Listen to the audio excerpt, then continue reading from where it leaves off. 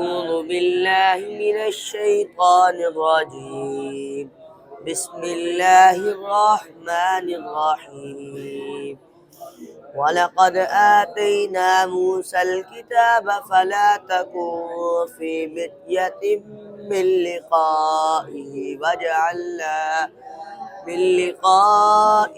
وجعلناه هدى لبني إسرائيل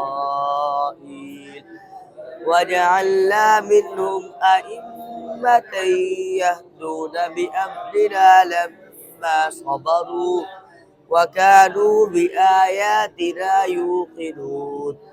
إن ربك هو يفصل بينهم يوم القيامة فيما كانوا فيه يختلفون. أولم يهد لهم كم أهلكنا من قبلهم من القرون يمشون في مساكنهم إن في ذلك لآيات أفلا يسمعون. أولم يروا أنا نسوق الماء إلى الأرض الجرز فنخرج به زرعا تأكل منه أنعامهم وأنفسهم أفلا يبصرون.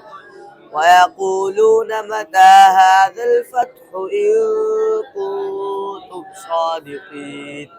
قل يوم الفتح لا ينفع الذين كفروا إيمانهم ولا هم ينظرون. فأعرض عنهم وانتظر إنهم منتظرون. صدق الله العظيم.